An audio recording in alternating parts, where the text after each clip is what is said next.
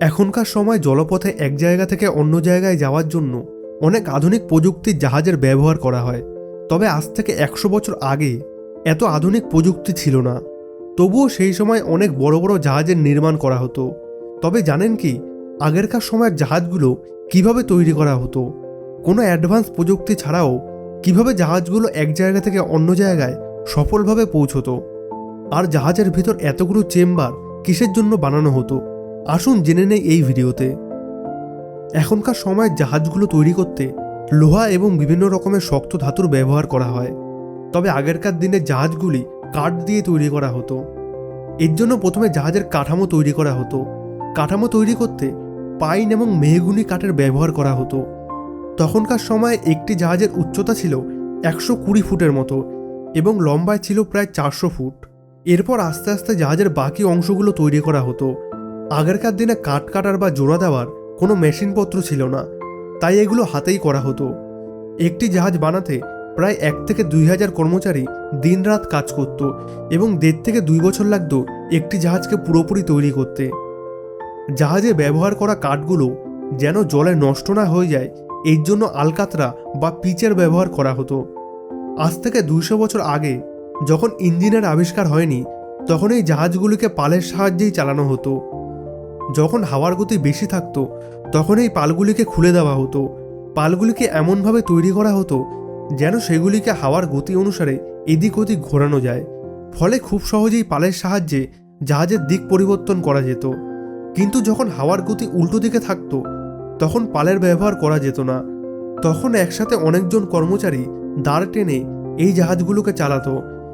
এর জন্য 400 থেকে 500 জন কর্মচারী একসাথে জাহাজের নিচে কাজ করত। পরে যখন বাষ্পচালিত ইঞ্জিনের আবিষ্কার হয়, তখন এই জাহাজগুলোতে ইঞ্জিনের ব্যবহার শুরু করা হয়। সেখানে কয়লার মাধ্যমে বাষ্প তৈরি করে ইঞ্জিনগুলোকে চালানো হতো। সেখানেও অনেকজন কর্মচারী প্রতিদিন ইঞ্জিনের বয়লারে কয়লা ভরার কাজ করত। জাহাজের মাস্তুলের ওপর একটা ছোট্ট ঘরের মতো থাকতো, যেখানে একজন কর্মচারী সারাক্ষণ পাহারায় থাকতো। দূরে থাকা কোনো বরফের পাহাড় কিংবা ডাকাতের জাহাজ দেখা গেলে এই লোকটি আগে থেকেই ঘন্টা বাজিয়ে জাহাজের সবাইকে সতর্ক করে দিত। দিক নির্ধারণের জন্য কম্পাসের ব্যবহার করা হতো। তবে কম্পাস আবিষ্কারের আগে আকাশে তারা দেখে দিক নির্ধারণ করা হতো। জাহাজের মাস্তুলের উপর বসা এই লোকটাই আকাশের তারা দেখে সঠিক দিক নির্ধারণ করত। জাহাজের পেছনের দিকে ক্যাপ্টেনের ঘর থাকতো। আপনারা হয়তো দেখেছেন, প্রতিটি জাহাজের পেছনের দিকটা একটু উঁচু থাকে, কারণ ক্যাপ্টেনের ঘর থেকে যেন সামনের দৃশ্য পরিষ্কারভাবে দেখা যায়। ক্যাপ্টেনের ঘরে থাকতো জাহাজের মেন কন্ট্রোল, অর্থাৎ জাহাজের হেলেম। এই হেলেমের সাহায্যেই জাহাজের দিক পরিবর্তন করা হতো।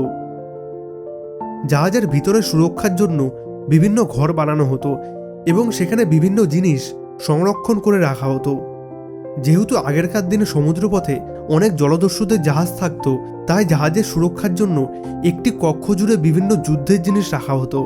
সেখানে থাকতো কাঠের বাক্সে ভরা বারুদ, কামানের গোলা, বড় বড় ধারালো ভালা আর লোহার তৈরি বড় বড় তরোয়ারি। জাহাজের মাঝখানে সারিবদ্ধভাবে ছোট ছোট ছিদ্র থাকতো। সেই ছিদ্র দিয়ে বের করা থাকতো কামানের মুখ। জলদস্যুরা জাহাজ লুট করার জন্য আক্রমণ করলে এই কামানগুলো দিয়ে গোলা ছুড়ে দেওয়া হতো। একটি কামানের পেছনে 5 জন করে লোক থাকতো, কারণ গোলা চালানোর পর কামানটি ধাক্কার কারণে অনেকটা পিছিয়ে আসতো। তাই 5 জন কর্মচারী দড়ির সাহায্যে কামানটিকে নিজের জায়গায় ধরে রাখত, যেন কামানটি পিছিয়ে এসে কারোর ক্ষতি না করে। এছাড়া যুদ্ধের জন্য ভালা, তরোয়ালি, বর্ষা আর লোহার বড় বড় বল রাখা থাকতো। জাহাজের ঠিক মাঝখানে একখানা জলের পাম্পের মতো যন্ত্র থাকতো, যেটাকে হাতে ঘুরিয়ে চালানো হতো। জিনিসটির কাজ ছিল জাহাজের নিচে জমে থাকা অতিরিক্ত জলকে বাইরে বের করে দেওয়া।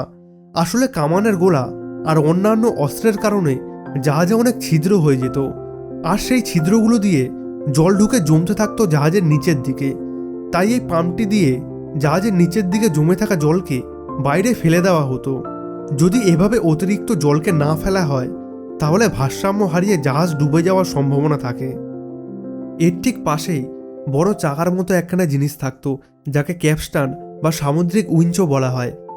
এই ক্যাপস্টানটিতে দড়ি পেঁচানো থাকতো। জাহাজকে থামানোর জন্য যে অ্যাঙ্কার বা যাকে বাংলায় নোঙ্গরও বলা হয়, এটিকে আবার জলে তুলতে এই ক্যাপস্টানের ব্যবহার করা হতো।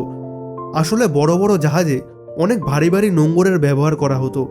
এই নোঙ্গরের দড়ির একটা দিক পেঁচানো থাকতো ক্যাপস্টানের সাথে। 90 থেকে 100 জন কর্মচারী ক্যাপস্টানটিকে একসাথে ঘুরিয়ে নোঙরটিকে ওপরে তুলত। এছাড়া জাহাজের পাল একদিক থেকে আরেক দিকে ঘোরানোর জন্য এই ক্যাপস্টানের ব্যবহার করা হতো। মূলত দড়ি টানার সব কাজগুলোই এই ক্যাপস্টান দিয়ে করা হতো। এবার একটা প্রশ্ন আসতে পারে, একটা জাহাজে যেহেতু এতগুলো লোক কাজ করত, তাহলে তাদের খাদ্য আর জলের ব্যবস্থা কোথা থেকে আসতো? একটা জাহাজ তার গন্তব্যে পৌঁছতে 1.5 থেকে 2 মাসের মতো সময় লাগতো। এই 2 মাসের জন্য খাওয়ার আর জল সংরক্ষণ করা থাকতো জাহাজের নিচের একটি কক্ষে। সেখানে কাঠের বাক্সে জল আর পরিমাণ মতো খাদ্য আগের থেকেই রাখা থাকতো। কর্মচারীদের ঘুমানোর জন্য ঝুলন্ত দোলনার মতো বিছানা থাকতো। আসলে জাহাজে এত লোকের শোয়ার জন্য আলাদা আলাদা ঘরের ব্যবস্থা ছিল না, তাই প্রত্যেকের ঘুমানোর জন্য এইরকম ঝুলন্ত বিছানার ব্যবস্থা করা থাকতো। এছাড়া প্রতিটি জাহাজের সাথে ছোট ছোট ডিঙ্গিও বাঁধা থাকতো। আসলে জাহাজগুলো আকারে এত বড় হওয়ায় এগুলি সমুদ্রের পাড়ে ঘেঁষতে পারত না, কারণ সমুদ্রের পাড়ে জলের গভীরতা অনেকখানি কম। তাই এই জাহাজগুলোকে দূরে দাঁড় করিয়ে সেখান থেকে ডিঙ্গি করে পাড়ে আসা হতো। তাছাড়া কোনো এমার্জেন্সি কারণের কথা ভেবেও প্রতিটা জাহাজের সাথে ডিঙ্গি রাখা হতো। জাহাজে কারোর শরীর অসুস্থ হলে সেখানেই ডাক্তার আর দরকারি ওষুধপত্রের ব্যবস্থা করা থাকতো। এখনকার সময় অনেক উন্নত মানের জাহাজ রয়েছে, যেখানে অনেক আধুনিক প্রযুক্তির ব্যবহার করা হয়েছে। তবে এই রকম কাঠের তৈরি জাহাজ হাজার হাজার বছর ধরে চলে আসছে পৃথিবীর বুকে, যেগুলো হয়তো এখনকার প্রযুক্তি অনুযায়ী অনেক পিছিয়ে। তবে তখনকার সময় প্রচুর বুদ্ধি খাটিয়ে এগুলো বানানো হয়েছিল। জাহাজ তৈরির ইতিহাস আপনাদের কেমন লাগলো? যদি ভিডিওটি থেকে আপনি নতুন কিছু জানতে পারেন তাহলে অবশ্যই একটি লাইক করবেন।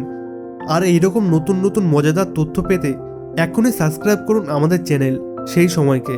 ধন্যবাদ।